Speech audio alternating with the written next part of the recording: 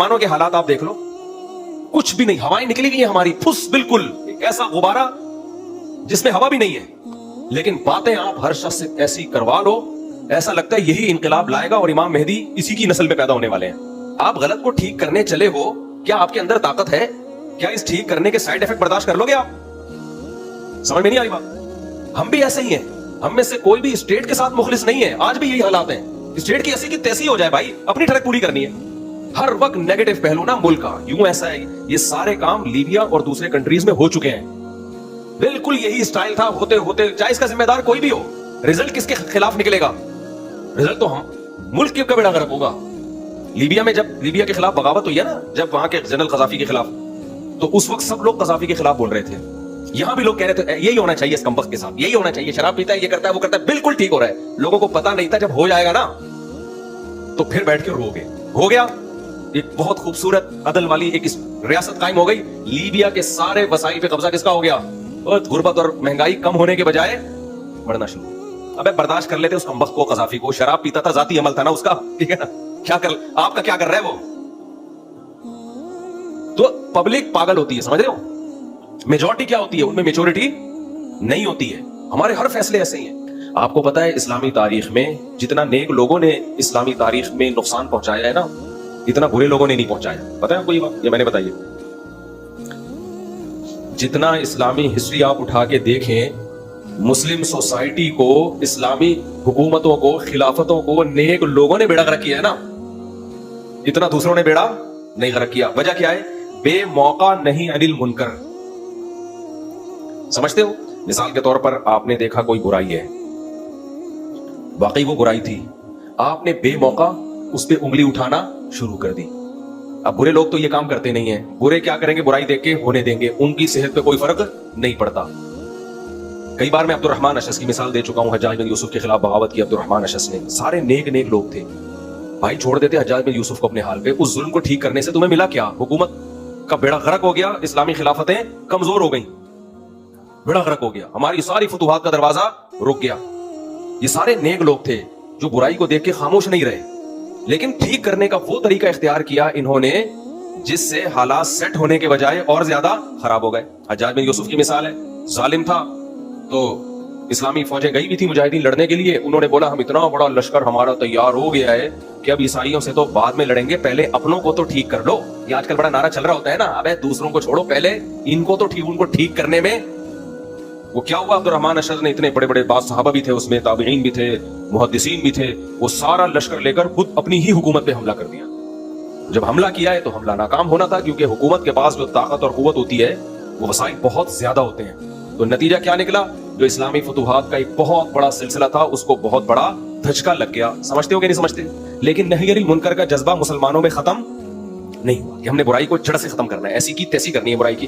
کچھ وقت تو صحیح ہو گیا کہ یار یہ اب نہیں کرنا یہ کام, ظالم ہے اپنی ذات سے ہوگا بھائی, مسلمانوں کو تو فائدہ ہو رہا ہے نا. بہت سے علماء نے فتویٰ دیا بغاوت حرام, لیکن کیا ہوا, بنو امیہ کے کچھ مظالم تھے, اچھے کام بھی کیے بنو امیہ نے, کچھ برے کام بھی کیے. ہر حکومت میں ہوتے ہیں, اچھے بھی ہوتے ہیں اور برے بھی ہوتے ہیں. کیا ہوا, بنو امیہ کی مضبوط خلافت تھی تو بنو عباس اس کے خلاف اٹھتے رہتے تھے کہ نہیں جی اس دور میں یہ غلط, یہ غلط, یہ غلط. حالانکہ اس بارے میں نبی صلی اللہ علیہ وسلم کی احادیث ہمارے سامنے تھی کہ بھائی وَإِن ضَرَبُوا ظَهْرَكَ, ظالم حاکم کا پرسنل جو اپنا عمل ہے اس کو نہیں دیکھا جائے گا کبھی بھی.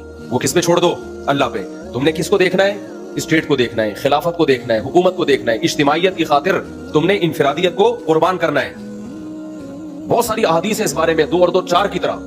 لیکن ہوا کیا کہ بنو عباس پھر کوشش میں لگے رہے. ایک دفعہ بغاوت کی, وہ پکڑے گئے, سب کو اڑا دیا بنو امیہ نے نا, سب کو قتل کر دیا. تو اب جب قتل کیا ہے تو دشمنی کم ہوگی بڑھے گی؟ بولو. اس سے بنو عباس کے دل میں بنو امیہ کی دشمنی کم ہونے کے بجائے اور زیادہ بڑھ گئی. بنو عباس نے بولا ٹھیک ہے ہمارے بندے مارے ہیں, حالانکہ وہ مارے اس بیس تھے کہ بغاوت کر رہے تھے. لیکن پھر اتنی کمپلیکیٹڈ چیزیں ہو جاتی ہیں کہ پبلک کو پتہ ہی نہیں ہو رہا, پتہ ہی نہیں چلتا کہ کون صحیح ہے, کون غلط ہے, کون ظالم ہے, کون مظلوم ہے. پیچیدگیاں بڑھتی چلی جاتی ہیں اس سے. نتیجہ کیا نکلا کہ بنو عباس لگے رہے اور وہ قتل پکڑ کے بندے مارتے رہے. اس سے حکومت کے خلاف نفرت اور بڑھتی چلی گئی. بالآخر بنو عباس نے بنو امیہ کی خلافت کا خاتمہ کر دیا. جب خاتمہ کیا ہے نا تو اب دیکھو محمد بن قاسم جیسا مجاہد, اگرچہ بنو امیہ کا تھا, سارے برے تھوڑی تھے بنو امیہ میں. وہ لڑنے کے لیے آیا ہوا تھا ادھر سندھ میں, तो अब जब बनु अब्बास की हुकूमत आई, उन्होंने बोला ऐसी की तैसी इनके जितने कमांडर हैं, जितने लोग हैं, सबको पकड़ के मारेंगे, हम कत्ल करेंगे। हत्ता के कब्रों से लाशों को निकाल निकाल के उनकी तौहीन की है बनु उमैया के लोगों की। लेकिन उससे इस्लाम को क्या फायदा हुआ? कख भी फायदा नहीं हुआ। मोहम्मद बिन कासिम को कत्ल कर दिया, जो इस्लामी हीरो था, बदनामी अलग हुई। और बनु उमैया भी बहरहाल हुकूमत में तो रहे थे ना, उन्होंने जाके फरार इख्तियार की और एक अलग स्टेट कायम कर दी। और ये पहली दरार थी कि मुसलमान खिलाफतें दो हिस्सों में डिवाइड हो। समझते हो बात को कि नहीं समझते हो? ये सारी टेक्निकल फॉल्ट जो हो रहे थे ना, ये अल हिल्म वल अनाह की कमी की वजह से हो रहे थे, बुर्दबारी और मैच्योरिटी की कमी की वजह से। क्या आप गलत को ठीक करने चले हो? क्या आपके अंदर ताकत है? क्या इस ठीक करने के साइड इफेक्ट बर्दाश्त कर लोगे आप? समझ में नहीं आ रही बात? हम भी ऐसे ही हैं। हम में से कोई भी स्टेट के साथ मुखलिस नहीं है। आज भी यही हालात हैं। स्टेट की ऐसी की तैसी हो जाए भाई, अपनी ठड़क पूरी करनी है। तो आगे जल्दी से मैं इसको समेटता हूं मौजू को। तो आगे क्या हुआ? वो जो खिलाफत दो हिस्सों में डिवाइड हुई, ठीक है ना, खिलाफत की ऐसी की क्या हो गई? बोलो, तैसी हो। नबी सल्लल्लाहु अलैहि वसल्लम फरमाया, एक दफा जब उम्मत में तलवार चलेगी ना तो क़यामत तक चलती रहेगी। तो उस वक्त से लड़ते, पता नहीं ज़हन में मिसाल आई थी, वो दिमाग से ही निकल गई। फिर आगे चलते चलते चलते यही होता रहा। इस्लामी तारीख उठाए ना, जब कोई बड़ा लश्कर तैयार हो गया तो उस लश्कर ने क्या किया? आगे बढ़ने के बजाय उल्टा अपने लोगों को ही ठीक करने में बेड़ा ही गर्क कर दिया उस, और उनके साथ सारे नेक लोग ही होते थे।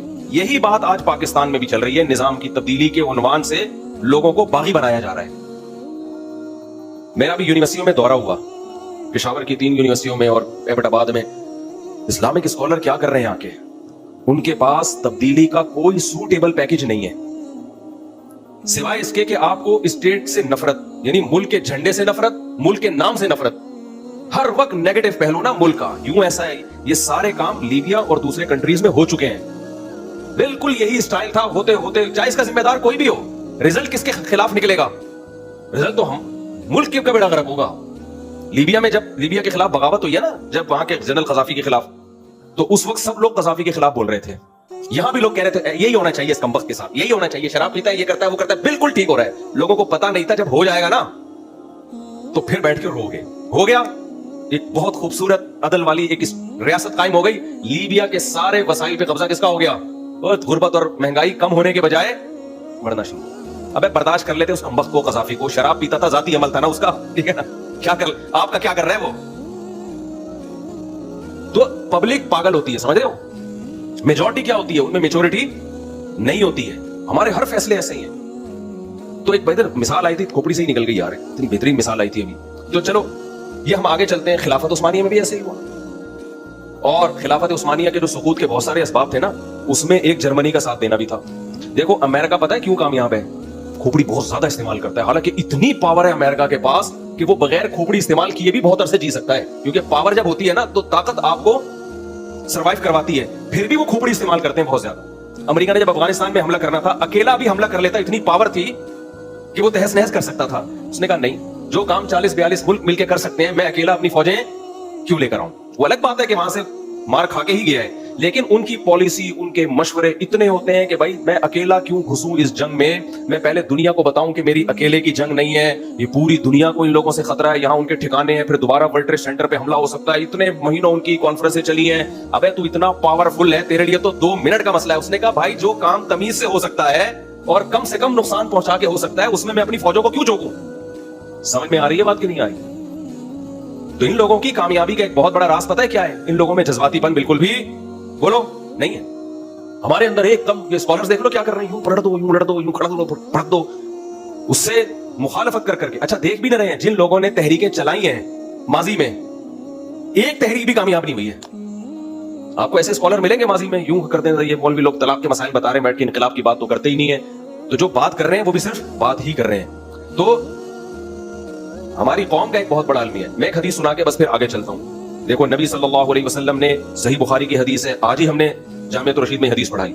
आप सल्लल्लाहु अलैहि वसल्लम ने हजरत आयशा को फरमाया, लौला हिदसानु कौमिका बिल इस्लाम, अगर तुम्हारी कौम अभी नई नई मुसलमान ना हुई होती तो मैं बैतुल्लाह की दीवारों को खींच के हतीम तक ले जाता, क्योंकि इब्राहिम अलैहिस्सलाम ने जो बैतुल्लाह बनाया था वो कहां तक था?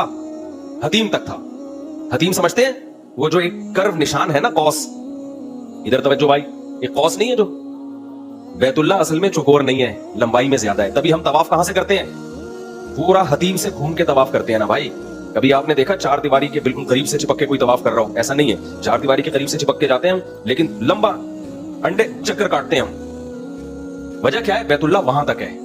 حتیم بھی تبھی لوگ حتیم کے اندر نماز کی کوشش کرتے ہیں نا, کیا خیال ہے کیوں کرتے ہیں؟ اس لیے کہ وہ بیت اللہ کے اندر کا حصہ ہے. بھائی جب اندر کا حصہ ہے بیت اللہ کے, تو نبی صلی اللہ علیہ وسلم نے وہاں تک دیواریں کیوں نہیں بنا دی؟ سوال پیدا ہوتا ہے کہ نہیں ہوتا؟ بھائی وہاں تک دیوار بنا دیتے نا آپ صلی اللہ علیہ وسلم. صحیح بخاری کی حدیث, نبی صلی اللہ علیہ وسلم نے حضرت عائشہ سے فرمایا کہ ابراہیم علیہ السلام نے جو بیت اللہ بنایا تھا, حتیم اس بیت اللہ کے اندر داخل تھا. چار دیواری کہاں تک تھی؟ یہاں تک تھی. ہوا پتہ ہے کیا ہے؟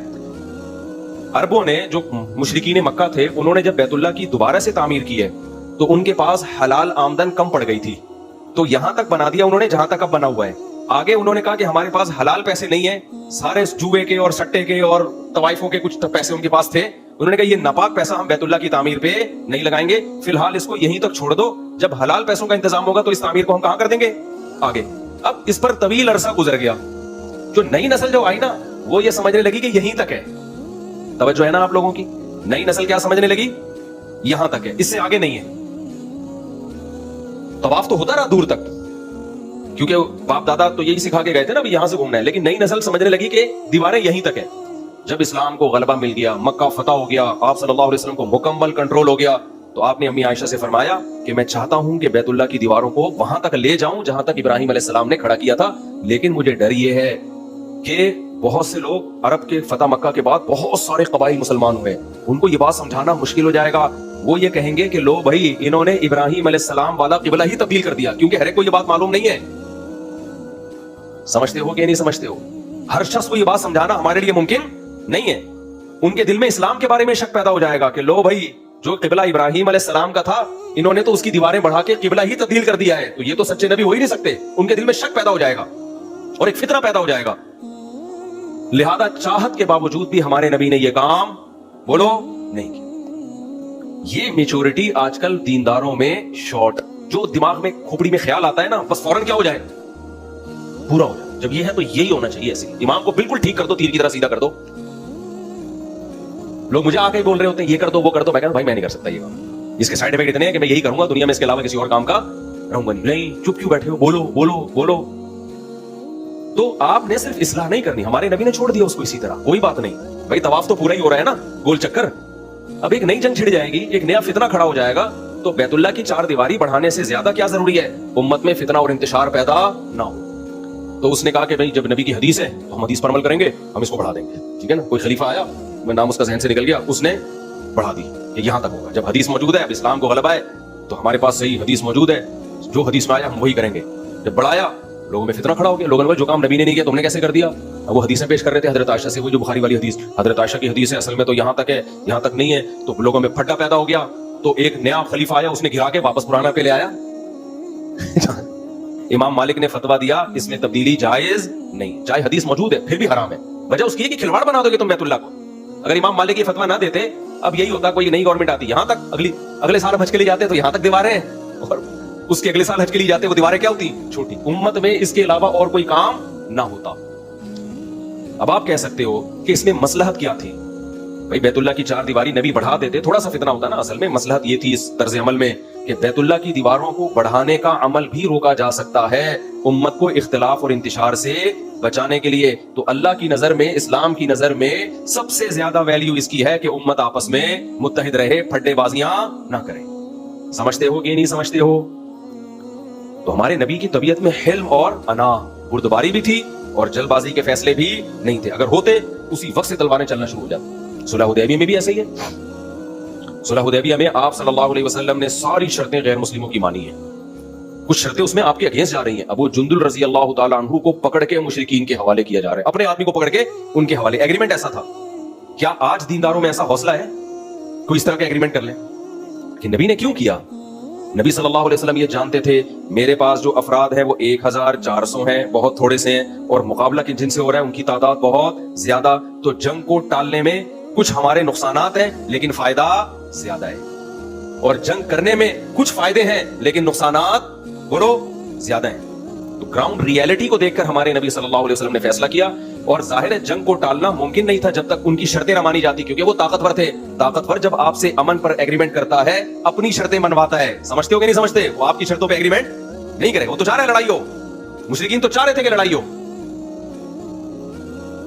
तो ताकतवर हमेशा। लेकिन आप मुसलमानों के हालात आप देख लो, कुछ भी नहीं, हवाएं निकली हुई है हमारी फुस, बिल्कुल एक ऐसा गुब्बारा जिसमें हवा भी नहीं है, लेकिन बातें आप हर शख्स से ऐसी करवा लो, ऐसा लगता है यही इनकलाब लाएगा और इमाम मेहदी इसी की नस्ल में पैदा होने वाले हैं। समझ में आ रही बात कि नहीं आ रही?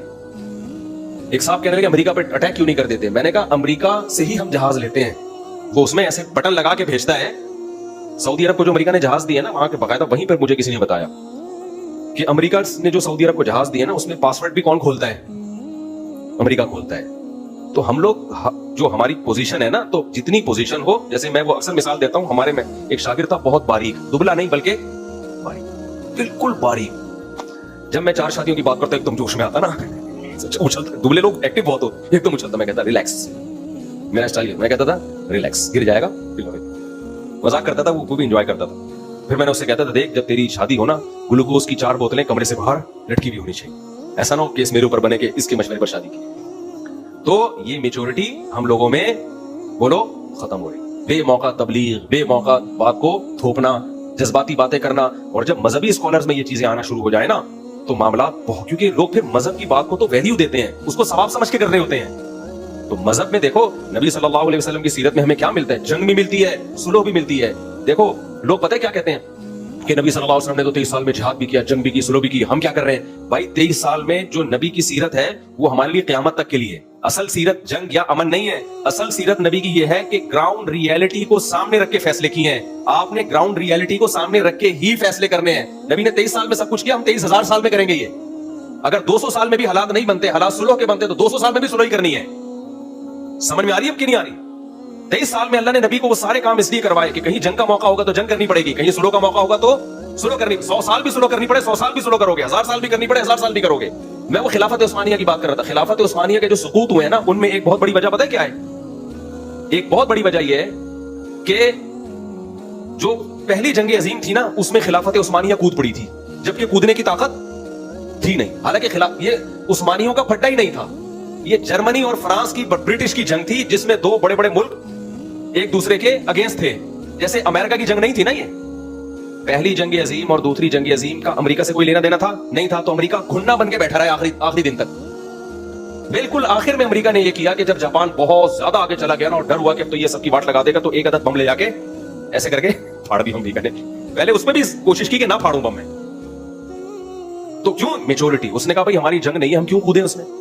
लेकिन मुसलमानों से क्या गलती हुई? वही जज्बातियत होगी। उस वक्त भी जंग हो रही है, लड़ाई हो रही है, हिटलर को एक शौक हुआ दुनिया फतह करने का। हमारे पास इतने सारे ममालिक थे, इतने वसाइल थे। खिलाफत उस्मानिया ने क्या किया? इत्तेहाद किससे कर लिया? हिटलर तो खैर बाद में आया था, उस वक्त तो खिलाफत उस्मानी खत्म हो चुकी थी। जो पहली जंग अजीम है उसमें हम किसके इत्तेहादी बन गए? जर्मनी के, और मुखालिफ हो गए बरतानिया के। बरतानिया से बिला वजह का पंगा ले लिया, रशिया और बरतानिया से, रूस और बरतानिया से। उसका नतीजा क्या निकला कि जब जर्मनी हारा है तो हमारी भी ऐसी की तैसी हो गई। तो माहिरीन कहते हैं, मुहक्किकीन कहते हैं कि खिलाफत उस्मानिया में उस वक्त इतनी ताकत थी नहीं, उसके लिए अपने मुल्कों पे कंट्रोल बरकरार रख लेना ही काफी था। उसको बढ़ के इस जंग में हिस्सेदार नहीं बनना चाहिए था, जैसे कि अमेरिका ने किया। वो नहीं हिस्सेदार बना, आज दुनिया की सुपर पावर है।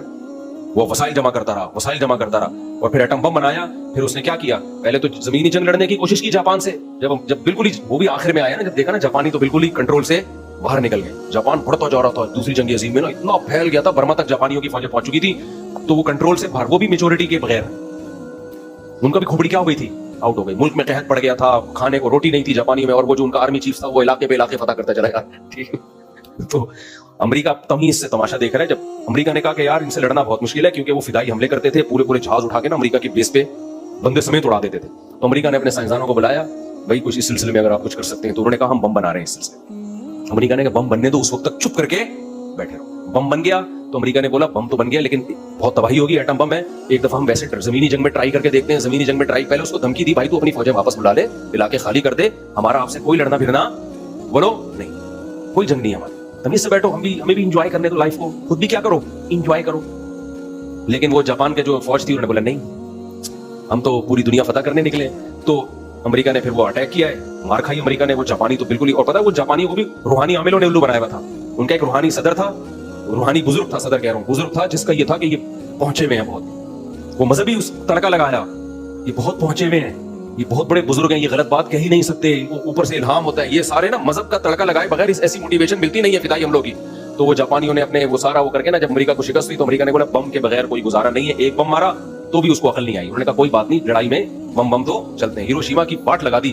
तो फिर जब दूसरा बम मारा है ना, और फिर बोल दिया कि अब भी नहीं आया, तो फिर तीसरा बम भी आएगा। तो फिर उन्होंने बोला वरना तो दूसरे बम के बाद भी उनको होश नहीं आना। तो नहीं बोले तो ये बम होते होते हमारा तो पूरा मुल्क ही खत्म हो जाएगा। तो फिर उन्होंने यू टर्न लिया, और फिर ऐसा यू टर्न लिया है कि ऐसा यू टर्न तो दुनिया में, वो तो दूसरी शादी करके जो तलाक देते थे ना, वो भी ऐसा यू टर्न नहीं लेते। कुछ है पिटे हैं तो फिर उन्होंने बोला कि काम ही गलत है, तो ऐसा यू टर्न लिया उन्होंने। तो ये भी आप तारीखें उठा के देखें, हर चीज, हर नाकामी के पीछे आपको बुर्दबारी की कमी नजर आएगी और जल्दबाजी के फैसले नजर आएंगे। हर हिस्ट्री में, हर चीज में आप यही देख लो।